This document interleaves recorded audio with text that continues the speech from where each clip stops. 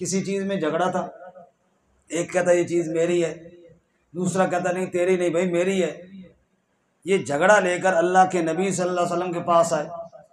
हुजूर अभी अंदर हैं और वो बाहर आपस में बहस मुबासा कर रहे हैं, आवाज़ें थोड़ी ऊंची हो रही हैं।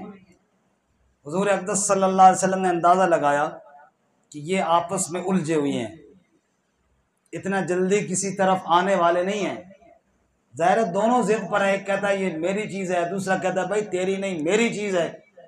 तो मेरे नबी सल्लल्लाहु अलैहि वसल्लम ने उनकी बात सुनने से पहले, उनका फ़ैसला फरमाने से पहले बड़ी प्यारी बात इरशाद फरमाई। और ये बात सारे साथी सुने और दिल के ऊपर लिखें, दिल के ऊपर लिखने वाली बात है।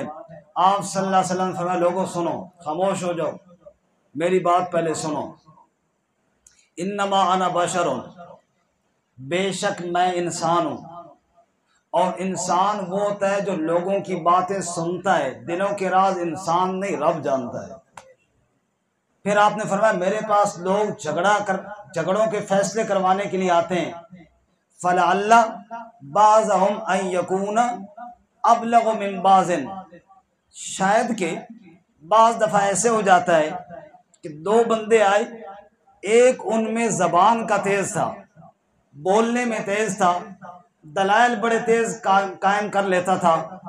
मुमकिन है बाज़ दफ़ा ऐसे हो जाए, दो बंदे फैसले के लिए आए, एक बंदा अपनी ज़बान की तेज़ी की वजह से ऐसे दलाइल पेश करे कि मैं उसकी बात को सच समझ लूँ, हालांकि वो सच न हो, हालांकि उसका हक ना बनता हो, सिर्फ उसने अपनी ज़बान की तेज़ी की वजह से मुझे मुतमईन कर लिया। तो इन्नमा अना बशरुन, मैं तो इंसान हूँ, मैं तो उसके हक में फ़ैसला कर दूंगा। लेकिन लोगों एक बात कान खोल कर सुन लो, अगर किसी का हक नहीं बनता और मैंने उसके लिए फ़ैसला कर दिया, फ़मन क़ज़ैतु लहू बिहक़्क़ि मुस्लिमिन फ़इन्नमा हिय क़ित्अतुम मिनन नार। एक बात कान खोल कर सुन लो, अगर मैं किसी मुसलमान का हक दूसरे के लिए फैसला कर भी दूं, उसके लिए वो चीज लेना फिर भी जायज और हलाल नहीं होगी। फ़इन्नमा हिय क़ित्अतुम मिनन नार, वो आग का टुकड़ा है, दिल करे तो आग कबूल कर ले, दिल करे तो छोड़ दे, अपने आप को जहन्नम से बचा ले। अब जरा इस लफ्ज पे गौर कीजिए, ये कोई मामूली लफ्ज नहीं है, बहुत बड़ा लफ्ज है। अब जरा इस पे गौर कीजिए, ये बात कौन कर रहे हैं? हुजूर अक़दस सल्लल्लाहु। और अल्लाह के नबी फरमाते हैं एक बंदे के लिए मैं अल्लाह का नबी फैसला कर दूं कि ये चीज तू ले ले, उसका शरई तौर पे वो हक नहीं बनता, मेरे फैसले के बाद भी लेगा तो जहन्नम की आग का टुकड़ा लिया है।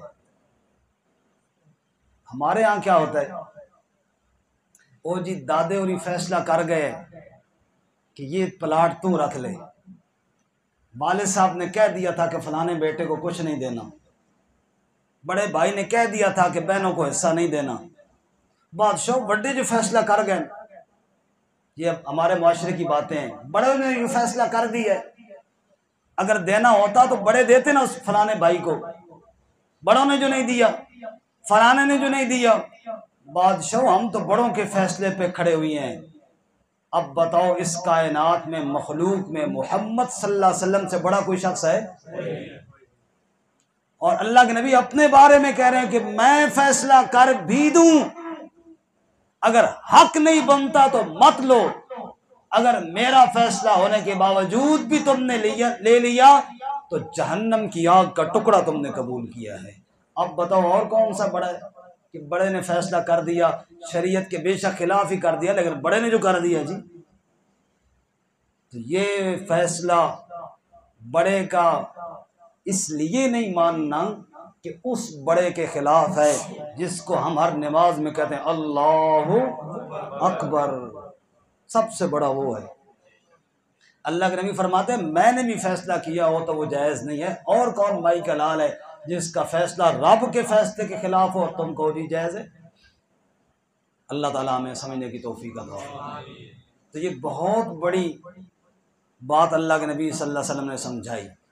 इसके साथ एक और बात मैं अर्ज़ करूँ, वो बात भी रसूलुल्लाह सल्लल्लाहु अलैहि वसल्लम ने समझाई। इस हदीस में हुजूर ने फरमाया ना कि शायद की बात बंदे ज़बान के तेज़ होते हैं और तेज़ी की वजह से बात मनवा लेते हैं।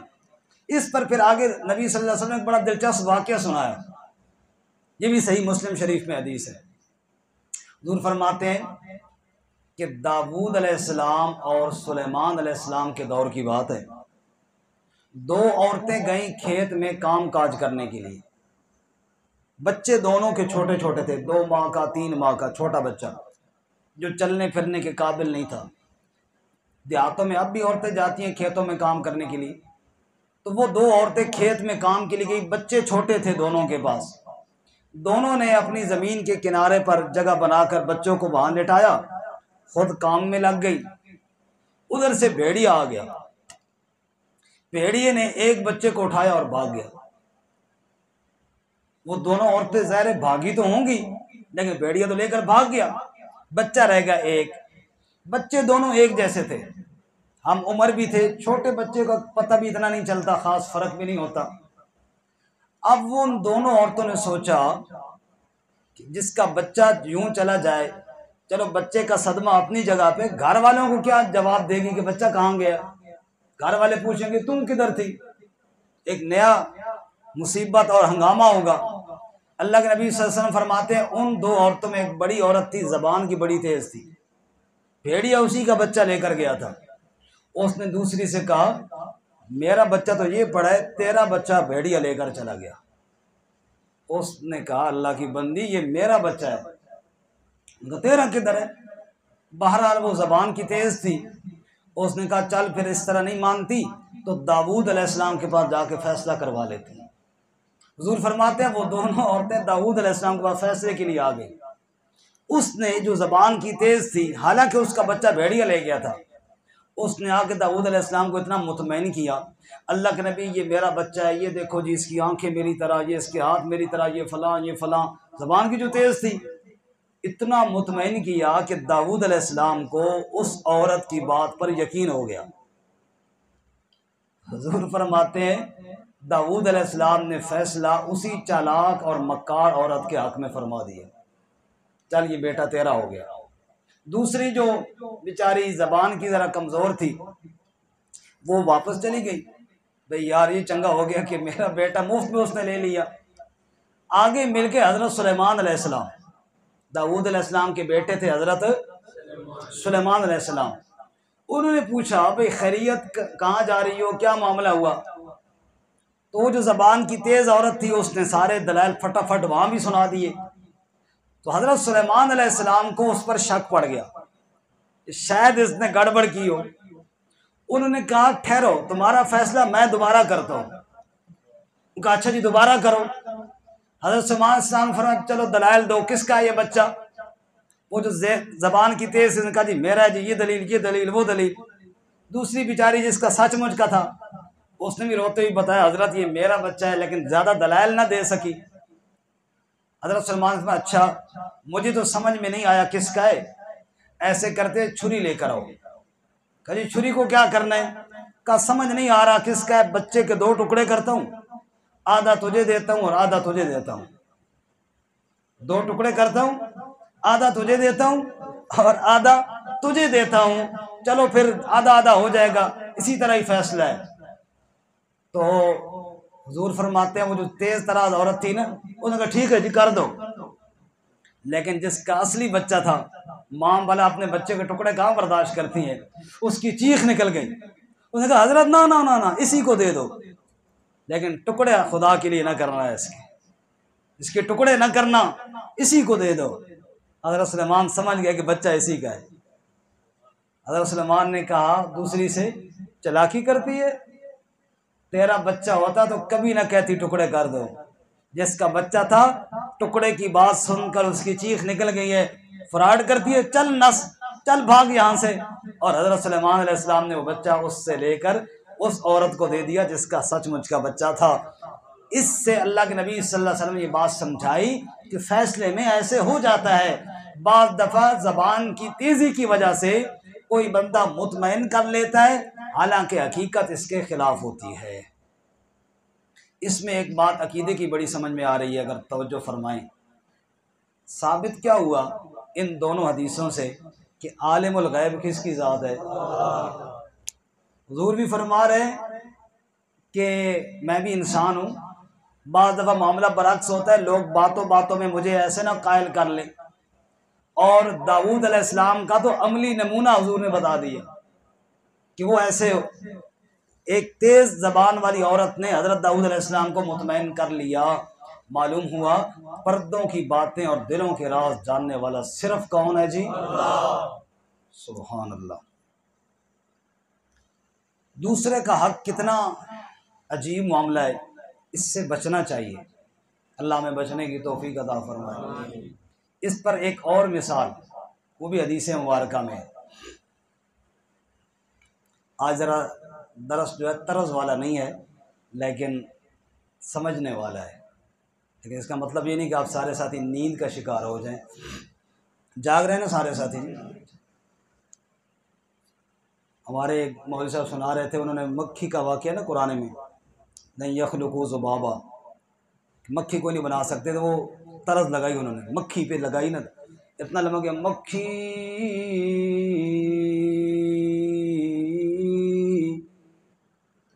का उस्ताद जी, मक्खी इतनी लंबी तो अल्लाह ताला भी नहीं बनाई जितनी तुझे छिक रखी है। अब ये बात है कि अब बेढंगी तरस बंदा लगाए बेजात, फिर ऐसी जगह पे लग जाती है ना। इसलिए आप तवज्जो सुने। अब मैं अगर कहता हज़रत सलेमान साहब का छुरी मंगाओ, छुरी, तो फिर इतनी लंबी छुरी दबा जाओ, उठ दबा करने से नहीं होता, 2 महीने से बच्चा है। इस वास्ते तरस के बगैर ही आज सुन लें, ठीक है जी? तरस के बगैर सही है ना जी? सारे नहीं बोल रहे सही। वाक्य ये है, हुज़ूर अक़दस सल्लल्लाहु अलैहि वसल्लम फरमाते हैं, पहले दौर में एक बंदे ने ज़मीन बेची, दूसरे बंदे ने ख़रीद ली, सौदा हो गया, ज़मीन बिक गई। अच्छा, अब क्या हुआ कि जिस बंदे ने ज़मीन ख़रीदी थी उसने खुदाई की, तो नीचे एक घड़ा निकला जो सोने का भरा हुआ था। अब बताओ, अगर हम यहाँ खुदाई करें, सोने का घड़ा छोड़ो, लोहे दी कोई छुरी निकल आए, असा मुशाब भाई देनी है? असा तो ना ही नहीं लेना। हम कहा चलो यार, और नहीं तो कबाड़ बिक जासी। वहाँ घड़ा निकला, सोने का भरा हुआ घड़ा निकला।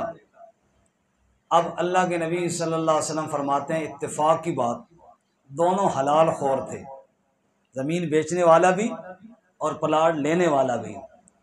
उसने जब देखा कि घड़ा सोने का भरा हुआ है, उसने कहा इतने पैसे तो मैंने ज़मीन के नहीं दिए, तो ये तो मेरा नहीं है। उसने घड़ा उठाया, सीधा उस मालिक के पास चला गया जिससे ख़रीदे थी। उसने कहा भाई, मेरा तेरा सौदा हुआ था ज़मीन का। उसने कहा बिल्कुल। उसने कहा उसमें से तो ये सोना निकला है, तो ये तो मेरा नहीं, अपना ले ले। उसने कहा भाई बात सुन, मैंने ज़मीन इसलिए बेची, प्लाट इसलिए बेचा कि मुझे पैसे ज़रूरत थे। अगर मुझे पता होता कि यहाँ सोने का घड़ा है तो तू खुद सोच, मैं बेचता? मुझे तो पता ही नहीं था कि इसमें सोना पड़ा हुआ है, मैं वहाँ से सोना निकाल के वो बेचता ना। मैंने इसी मजबूरी में बेची कि मुझे पैसे ज़रूरत थे, मुझे सोने का पता नहीं था, पता होता तो मैं ना बेचता। लिहाजा तूने ज़मीन खरीद ली, उसके अंदर जो कुछ है वो भी तेरा ही हो गया। उसने कहा मेरा कैसे हो गया यार, मैंने तो इतने पैसे नहीं दिए, ये तेरा है। उसने कहा नहीं नहीं, ये तेरा है। इस बात पर उनका हो गया इख्तिलाफ। आज हमारा झगड़ा तो होता है ना, ये चीज़ मेरी है, जो कहता नहीं हो तेरी नहीं मेरी है, इस बात पर हो जाता है झगड़ा। उनका झगड़ा इस बात पे होगा, एक कहता है ये चीज़ तेरी है, दूसरा कहता है ना ना मेरी नहीं तेरी है, इस बात पे झगड़ा हो गया। अल्लाह के नबी सल्लल्लाहु अलैहि वसल्लम फरमाते हैं, अब वो दोनों ये झगड़ा लेकर एक तीसरे बंदे के पास फैसला करवाने गए। भाई यार ये क्या मामला है? ये कहता है ये तू सोना ले ले, हालांकि मेरा तो नहीं है, ज़मीन इसकी थी। वो कहता है यार मैंने बेच दी है, अब ये इसकी हो गई। ये झगड़ा जनाब फैसला करवाने के लिए एक तीसरे बंदे के पास गए। काश तीसरा बंदा मैं होता या आप में से कोई होता। सुभान अल्लाह। एक ज़रा भी उनको ना मिलता, कहते चलो मुझे दे दो। दो चिड़ियाँ आपस में लड़ रही थी ना, और चिड़ियाँ जब लड़ती हैं तो बिल्कुल गुत्थम गुत्था हो जाती हैं, ऐसे लड़ रही थी, गुत्थम गुत्था हो गई। ऊपर से बिल्ली आ गई, बिल्ली ने दोनों को हड़प कर लिया इकट्ठा, और खाने के बाद मूंछों पे पंजा मार कर कहती है शुक्र है मैं मौके पर पहुंच गई, वरना तो यहाँ खून खराबा हो जाता। तो मैंने हालात कंट्रोल कर लिए। अब उनका इस पे इख्तलाफ हो रहा है जनाब, वो कहता है ये सोना तेरा है, वो कहता ना भाई तेरा है। तीसरे बंदे के पास फैसला कराने के लिए गए, और वो भी हलाल खोर था, हमारे जैसा नहीं था।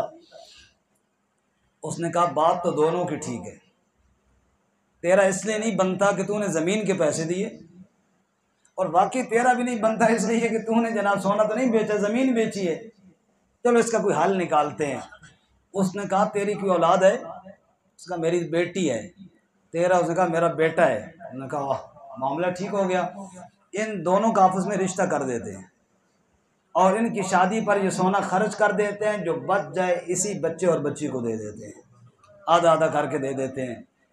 अल्लाह के नबी सल्लल्लाहु अलैहि वसल्लम फरमाते हैं उन्होंने ऐसे किया, अल्लाह ने उनकी नस्लों के अंदर बरकतें डाल दी।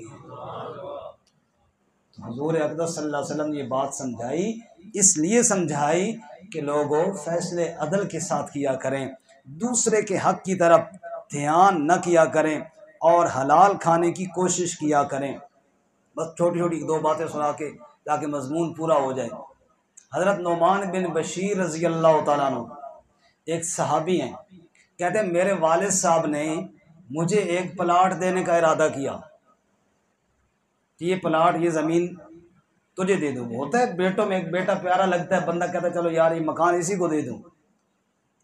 कहने लगे मेरी वालदा ने मेरे वालिद से कहा कि इस बात पर रसूलुल्लाह सल्लल्लाहु अलैहि वसल्लम को गवाह बना लो। औरतें भी बड़ी समझदार थी, साबियात जो थी। कहने लगे नुमान बिन बशीर कहते हैं कि मैं और मेरे वालिद बशीर हम दोनों मिलकर नबी सल्लल्लाहु अलैहि वसल्लम की खिदमत में चले गए। मेरे वालिद साहब ने बताया या रसूलल्लाह ये मेरा बड़ा प्यारा बेटा है, खिदमतगार है नुमान, मैं इसको ये ज़मीन देना चाहता हूँ, ये प्लाट देना चाहता हूँ, और मैं चाहता हूँ कि इस फैसले पर आप गवाह बन जाए। कुर्बान जाए रहमत वाले नबी पर। हुजूर ने फरमाया अफ़अल्ता हाज़ा बिवलदिका कुल्लिहिम, क्या इतना इतना हिस्सा तूने बाकी सारी औलाद को भी दिया है? जितना नुमान को दे रहा है इतना तूने बाकी औलाद को भी इतना हिस्सा दिए? काल अल्लाह, उन्होंने फरमाया जी नहीं। आप सल्लल्लाहु अलैहि वसल्लम इत्तकुल्लाह वअदिलू फी औलादिकुम, अल्लाह से डरो लोगो, अल्लाह से डरो और अपनी औलाद में इंसाफ किया करो। फिर आपने फरमाया इस जुल्म के फैसले पर मैं तो गवाह नहीं बनता, मैं तो गवाह नहीं बनता। अब आप अंदाज़ा फरमाएं ज़मीन के मामले में कई झगड़े आपके इल्म में भी होंगे, मेरे इल्म में भी हैं। एक बेटे को जो ज़मीन दी, नतीजा क्या निकला? बेटों में नफ़रतें पैदा हुई, लड़ाइयाँ झगड़े हुई, वालिदैन अपनी जगह परेशान, घरों के घर उजड़ गए। अगर नबी मुकर्रम सल्लल्लाहु अलैहि वसल्लम की सीरत के इस पहलू को सामने रखा होता, हुजूर अक़दस सल्लल्लाहु अलैहि वसल्लम की तालीम को सामने रखा होता, तो कभी ये नौबत ना आती। और यहाँ पर एक और बात बड़े मज़े की अर्ज़ करूँ, एक मसला सुन लीजिए, और ये मसला थोड़ा कड़वा है, तवज्जो है सब हज़रात की। मसला थोड़ा कड़वा है, लेकिन कड़वी दवाई भी पीनी पड़ती है ना जी, क्योंकि शिफा होती है उसमें। अल्लाह के नबी सल्लल्लाहु अलैहि वसल्लम की हदीस की रोशनी में मसला सुनिए। एक आदमी फौत हो गया, उसके औलाद में बेटे भी हैं बेटियां भी हैं, तो लिज़्ज़करि मिस्लु हज़्ज़िल उन्सयैन, कि लड़के को पूरा और लड़की को आधा हिस्सा मिलेगा मीरास में। ये मसला तो सबको पता है ना जी।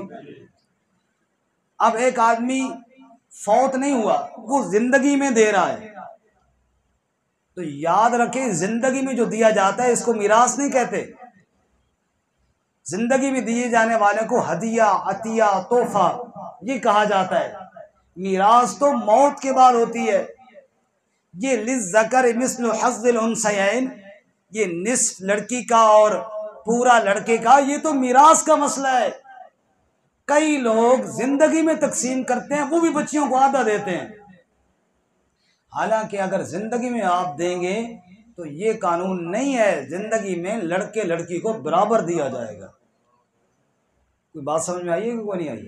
जिंदगी में देंगे वो मिरास नहीं है। इसको मैं जरा आसान लफ्ज़ में यूं समझाऊं कि रोटी पकी हमारे घर में, बेटियां भी बैठी हैं, बेटे भी बैठे हैं, तो हम कहें भाई बेटा तू पूरी रोटी खा और बेटी को आधी तोड़ कर दे, भाई तुम आधी आधी खाओ, क्योंकि ले ज़कर मिस्लु हज़्ज़िल उन्सयैन, बच्ची का हिस्सा आधा है। ऐसे करते हैं ना? क्यों भाई? वो मिरास का मसला है। रोटी खाने में ये नहीं तरतीब चलेगी। बाहर से गए, दुकान से सेब लेकर आए, पूरा पूरा बच्चों को दिया, आधा आधा काट के बच्चियों को दे दिया। जूस का डब्बा लाए, तुम पूरा पियो, तुम आधा आधा पियो। ईदी में 1000 तुम लो बच्चों और बच्चियों तुम 500 लो। नहीं नहीं, क्योंकि हम समझते हैं कि यहाँ पर ये हुक्म नहीं है। तो मेरे भाई, मिरास में सिर्फ ये हुक्म है। जिंदगी में अगर जमीन तकसीम करेंगे तो वहां ये कहां से हुक्म आ गया?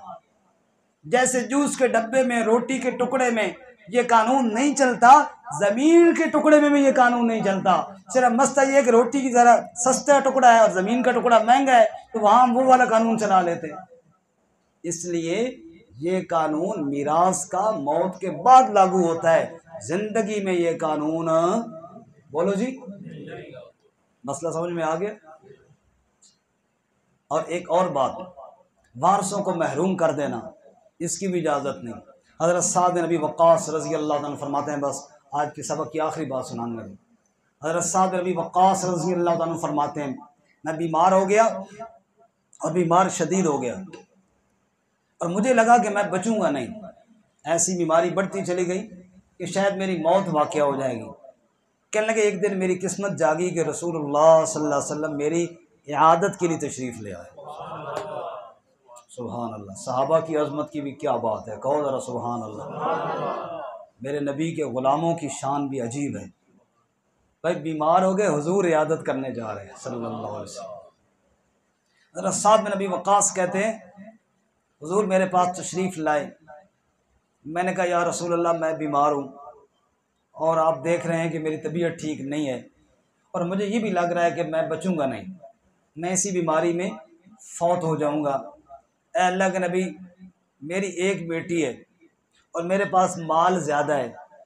मैं ये चाहता हूँ कुल माल के 3 हिस्से करूँ। एक हिस्सा बच्ची के लिए छोड़ दूँ, उसको काफ़ी है, और 2 हिस्से अल्लाह के रास्ते में सदका कर दूँ। ये ठीक है? आप फरमाया नहीं, ये ठीक है। अच्छा या रसूल अल्लाह, फिर ऐसे करता हूँ 2 हिस्से कर लेता हूँ, एक हिस्सा बेटी के लिए छोड़ देता हूँ, एक हिस्सा अल्लाह की राह में सदका कर देता हूँ, ये ठीक है? आपने फरमाया नहीं। अच्छा या रसूल अल्लाह, फिर 3 हिस्से ही करता हूँ, 2 हिस्से बच्ची के लिए छोड़ देता हूँ, तीसरा हिस्सा अल्लाह की राह में सदका कर देता हूँ, ये ठीक है? आपने फरमाया हाँ, सुलुस है तो ज़्यादा, लेकिन चल इस तरह गुंजाइश है, ये कर ले। आप सल्लल्लाहु अलैहि वसल्लम ने फिर फरमाया, साद तुम अपनी औलाद को मालदार छोड़ कर जाओ, ये इससे ज़्यादा बेहतर है कि उनको फ़कीर करके जाओ। ये उससे ज़्यादा बेहतर है कि उनको विरासत में माल छोड़ कर जाओ। हुज़ूर सल्लल्लाहु अलैहि वसल्लम के इस इरशाद की रोशनी में मसला क्या समझ में आया? मसला ये समझ में आया कि मौत के वक़्त बाज़ लोग मौत के डर से सारा माल सदका करने पे आ जाते हैं।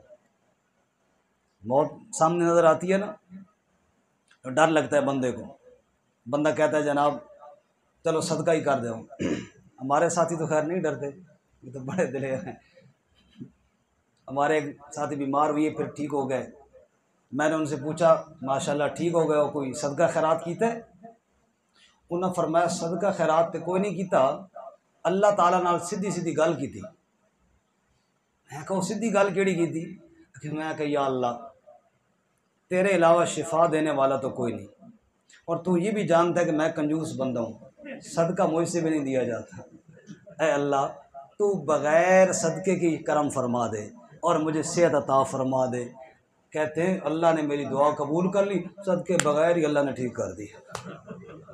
सबको सुभान अल्लाह। हमारे साथी तो माशाल्लाह इस तरह के हैं ना, तौहीद सुन सुन के ना पक्के हो गए हैं। हमारे एक बुजुर्ग फरमाया करते थे, हमने लोगों को मना किया गैरुल्लाह के नाम पर न दिया करो, ये शिरक है। एडे पक्के होए ने तौहीदी कि हुण अल्लाह दे नाम ते कोई नहीं देंदा। इन्हां को उस्ताद जी मुतमैन रहो, अस अल्लाह दे नाम ते कोई नहीं। बहरहाल बाद लोग मौत के डर से सदका कर देते हैं, सारा माल आधा माल वारसों को महरूम कर देते हैं। तो सारी ज़िंदगी खुदा याशी करते रहे। अब जब औलाद ने उम्मीद लगाई भी चलो माशाल्लाह वाले साहब टुरने वाले हैं, जाने वाले हैं, माल हमारे पास आएगा, वाले साहब को पुत्र लगने हो, फिर मैं हम सदका करके जा सकता। अल्लाह के नबी फरमाया ना, ऐसे ना करो, ऐसे ना करो, वारसों को महरूम ना करो। अगर वसीयत करनी भी है, तुम कहते हो मरने से पहले चलो यार मैं कुछ हिस्सा मस्जिद के लिए दे दूं, भाई मस्जिद हैदर करार का प्लाट छोटा है, मैं साथ वाला प्लाट भी लेकर दे दूं, ठीक है, अच्छी बात है, लेकिन वारसों को महरूम नहीं करना, तीसरे हिस्से में लेकर दे दो। और अगर आपका ज़्यादा दिल करता है तो आप इमाम मस्जिद के लिए भी ले सकते हैं प्लाट, लेकिन वारसों को महरूम करके नहीं, वारसों का हक मार कर नहीं, आप तीसरे हिस्से में वसीयत करें तो जायज़ है, इससे ज़्यादा की इजाज़त नहीं। अल्लाह के नबी सल्लल्लाहु अलैहि वसल्लम ने यही समझाया। खुलासा ये निकला सारी गुफ्तगू का, हुज़ूर अक़दस सल्लल्लाहु अलैहि वसल्लम की सीरत मुबारक से क्या बात समझ में आई है। ज़बान की तेज़ी के साथ फ़ैसला करवा लेने के बाद हलाल हराम नहीं हो जाता और हराम हलाल नहीं हो जाता। आपने मुकदमा किया, आपका हक नहीं बनता था प्लाट पे, आपने रिश्वत दी, वकील अच्छा कर लिया, उस वकील ने केस आपको जितवा दिया, अदालत ने फैसला लिख दिया तेरे हक में प्लाट हो गया है, जिसका हक था वो महरूम हो गया, तो वो अदालत के फैसला कर देने के बाद तेरे लिए जायज़ नहीं हो जाएगा, जहन्नम का टुकड़ा है, जहन्नम का टुकड़ा ही रहेगा। बात समझ में आई है। आप सल्लल्लाहु अलैहि वसल्लम ने ये समझाया कि ज़बान की तेज़ी से फैसला करवाने के बाद दुनिया की अदालत में हराम माल हलाल नहीं हो जाता, हलाल की तरफ जाओ। जैसे उस ज़मीन वाले ने सोना वापस कर दिया था, ऐसे हलाल की तरफ जाओ, बरकतें आएंगी। और ध्यान करना, कभी वारसों को भी महरूम न करना, यानी अपनी औलाद का हक भी न मारना, और औलाद को हक दे रहे हो तो सबको बराबर देना।